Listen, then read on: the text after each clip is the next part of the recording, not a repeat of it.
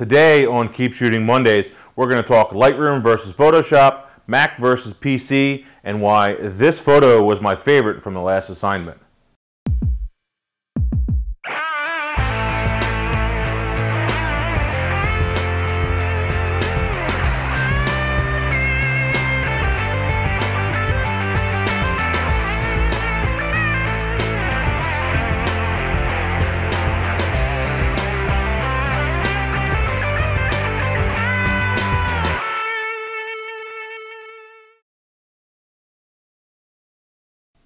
Hey everyone, Greg Cazillo from Cazillo.com. Welcome to Keep Shooting Mondays. I have a ton of stuff to go over with you today, so let's start off with our Cazillions questions. Hi Greg, I'm a longtime follower of yours. Just wondering, are you still PC based or have changed to Mac? Well Paul, no, I have not changed to Mac. I have a Mac laptop and I have a PC desktop. I actually had a number of people ask me because of some of my ScreenFlow videos if I had switched over, and no, I will never switch away from a PC. In my opinion, the Macs are way too much money. In fact, the laptop that I have, I actually bought used and pieced it together just because the hardware, $3,000 for a laptop, in my opinion, is just way too much money to be spending. So I ended up buying it on Craigslist, fixed this, fixed that, got it running, and it works fine. I do love the hardware. I don't think that the multitasking works as well or is as smooth going from one application to another, one window to another, as it is on Windows 7. So my primary machine is still my PC, running Windows 7 64-bit. I think it's Ultimate that's on that machine. I've got 16 gigs of RAM in that computer, a bunch of hard drives, and someday I'll do a special video on it. Anyway, that is still my primary editing machine. I do use the MacBook Pro, which is a couple of years old, with Mountain Lion on it currently for some things when I need it, or if I'm just editing a ScreenFlow real quick. That is my, my kind of carry-around machine. I like the fact it's a little bit lighter than my old computer, but don't like the multitasking. That's why I still primarily use the desktop with Windows 7. I'm not sure where this question came from, but I know at some point someone asked it, but I still can't find the original one. What do I actually use my 50mm lens for? And the answer to that is not much. I have a 51.4D Prime, I think it is. I don't think it's the newer one. Anyway, really nice lens, good piece of glass. Obviously, as you saw in one of my earlier videos, I do not use it for headshots. It's the worst lens that you can use for headshots. Anyway, the main time that I'm going to use my 50mm is when I need more light. When there isn't enough light in my scene and my 24 to 70 to 2.8 or my 70 to 200 2.8 just is not giving me enough light, that's when I'll switch over to my 50, get another extra couple stops of light. It really isn't going to affect my depth of field as much as you would think because most of the time I'm shooting things at a distance. So when they're 10, 15 feet away, that's really not going to change it. When, in order to get a really good amount of bokeh, you need to be closer with that 50. So that's when I'll be using that 50 for a little bit more light. From Euclid's Goat, what is the advantage of using Lightroom over Photoshop? Lightroom and Photoshop are two completely different programs. I've answered this question probably dozens of times over the last couple of years.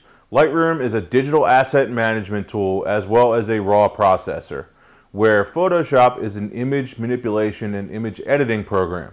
They are two completely different things. If you have to choose one or the other because of budgetary reasons, start out with Lightroom. It was actually reduced in price whenever Lightroom 4 came out last year, I think it was. So now it's down to $150, which is really good. Start there. Then when you're ready, if you can't go with the full version of Photoshop, it's $600, $650, whatever it is, then go with Photoshop Elements, which will get you the majority of things that you're going to need to do, such as the clone stamp, the healing tools, stuff like that. You're going to do the majority of that kind of thing inside of Photoshop. just the real image editing, manipulation, moving faces from one image to another. That's the kind of stuff that I'm doing. When you need more advanced, that's obviously when you need to step up to the full version of Photoshop. Now, I do probably 90 or 95% of my editing within Lightroom. It's pretty rare when I'll take an image into Photoshop unless I really need to move something or do some heavy-duty editing. It's just pretty rare. I really don't have a need for it. I prefer to do my best to get the images correct in camera, or maybe not correct, but as I want them to be in camera, and then finish them off inside of Lightroom, which is just like the darkroom was, you know, back in the day when you're still shooting film. So that's my preferred method of shooting. I still use Photoshop on a regular basis, and I still have it. I couldn't live without it, but Lightroom is definitely my primary place where I go for all my photos.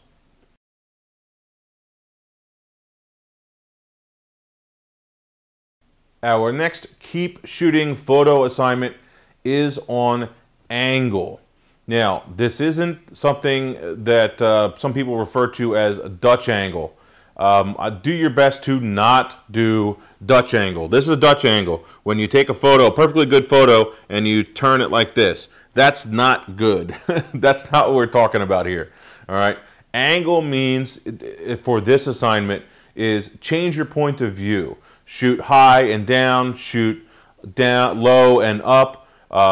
Maybe change your lens out in a situation. That's what want you to work on in this next assignment. So this next assignment, again, is angle. You're going to be posting them over to the forum at Cazillo.com/forum. I will put up a post. You do have to shoot the photo after I post this. You'll have about 2 weeks to post it. The following Friday at 5 o'clock is the last time you have to post it. Please don't post any older photos that you've already taken in the past. They are not eligible to be in the video and in the post. And I think that's all the rules. If there's anything else I missed, head over to the post, head over to the forum, and we will explain them.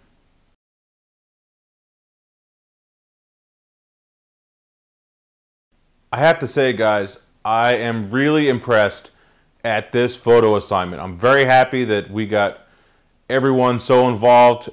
We had a lot of really good posts, some discussion in the post. I think that it spurred some more action in the forum, get more people to post some stuff in there, and I absolutely love it. So let's keep it up. Let's keep it going. These, you know, I always want you to go back and check out these old assignments and try them out. Keep on posting your photos, you know, keep on going, keep that thread going. Let's get, you know, hundreds of photos in that one thread with ideas for people and inspiration for people to show and to illustrate those old assignments, whether it's foreground, middle ground, background, or this new assignment, which once again is angle. But my top 3 photos, the first one was from John. Really excellent photo. I don't know where it was taken, Australia. Really cool photo. Love the trees, love the contrast between the colors, and you have the real deep dark blue sky and the nice green trees, and just the whole scene and everything just really works. Love the foreground, middle ground, background. Everything about it is just a really good photo. Excellent photo. Thanks for submitting it, John. My next favorite is from Craig, and it was actually shot with an infrared converted camera. You can actually send your DSLR out to companies out. I'm sure you can just find them on the web, just do a search, and they will convert your camera over to be able to shoot infrared colors.